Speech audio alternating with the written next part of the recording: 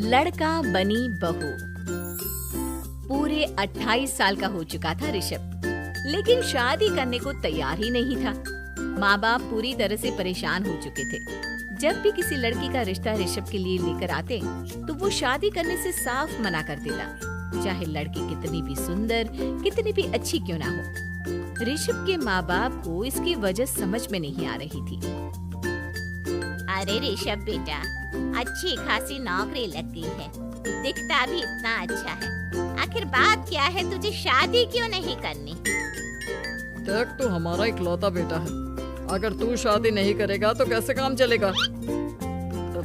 लेकिन मैं शादी करना ही नहीं चाहता, मुझे कोई लड़की पसंद नहीं आती। अरे बेटा, अगर कोई लड़की तुझे पसंद हो तो उससे शादी कर ले, हमें कोई ऐतराज नहीं है। हाँ ऋषभ बेटा, अब देख, तेरी माँ से भी काम नहीं होता। घर में एक बहू आ जाएगी तो कम से कम घर का माहौल भी अच्छा होगा और तेरी माँ को मदद भी मिल जाएगी। लेकिन मम्मी पापा कहा ना, मुझे लड़कियां पसंद ही नहीं आती। अरे लड़कियां पसंद नहीं आती तो क्या लड़का पसंद आता है? वो तो वक्त आने पर ही पता चलेगा। ऋषभ की बात सुनकर उसके माँ और पापा का सर चकरा जाता है। कुछ दिनों के लिए ऋषभ अपने ऑफिस के काम से शहर से बाहर जाता है और जब लौट कर आता है तो सामने का नजारा देखकर उसके माँ पापा बेहोश होते होते रह जाते हैं। अरे ये क्या, ये तुम्हारे साथ कौन है? माँ, ये दीपक है, मेरी पत्नी। हम दोनों ने शादी कर ली है। दीपक तुम्हारी पत्नी कैसे हो सकता है? अरे दीपिका होती तो बात समझ में भी आती, ये तो लड़का है। तो क्या हुआ पापा, आजकल तो ये सब फैशन में है और मैंने आपको बताया था कि मुझे लड़कियां पसंद नहीं आती।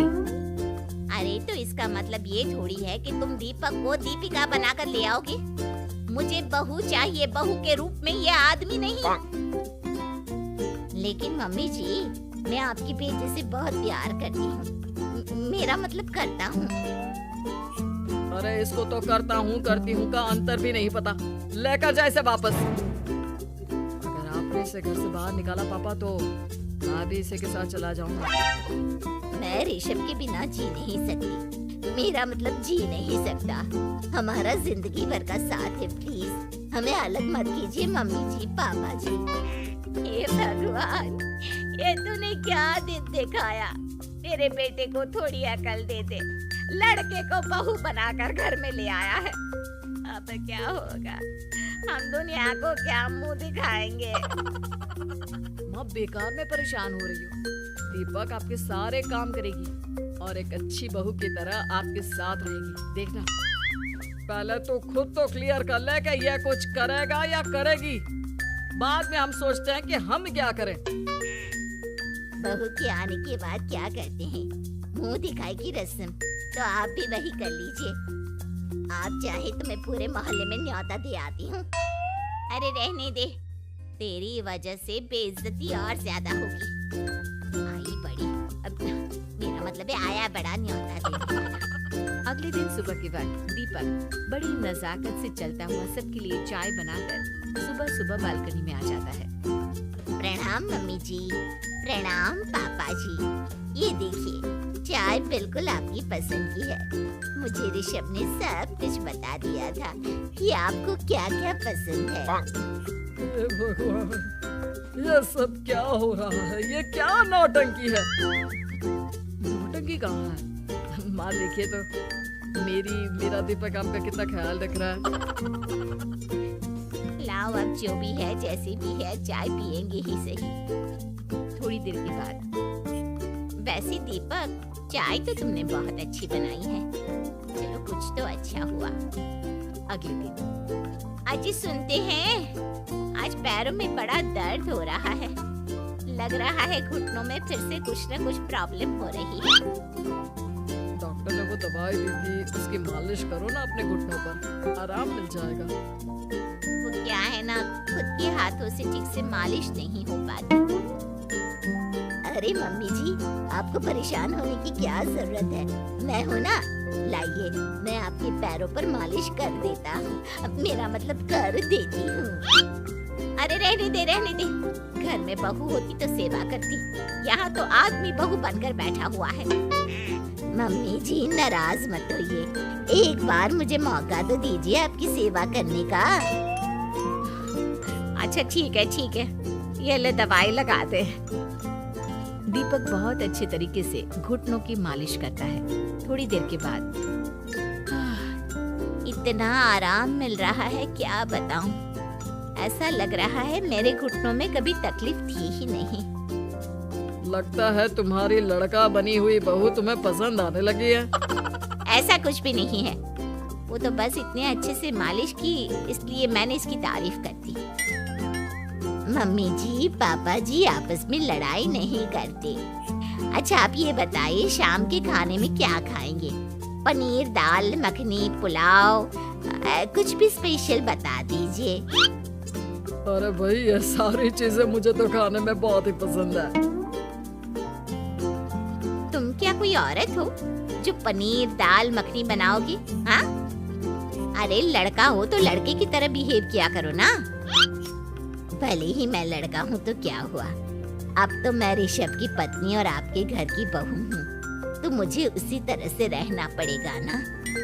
अच्छा ठीक है, जो तुम्हें पसंद है बना लो। आदमी रसोई में खाना बनाते हुए कैसे लगते हैं जरा मैं भी तो देखूं।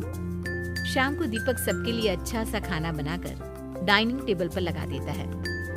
ऋषभ ऑफिस से जब लौट कर आता है, सब लोग खाना खाने के लिए बैठ जाते हैं।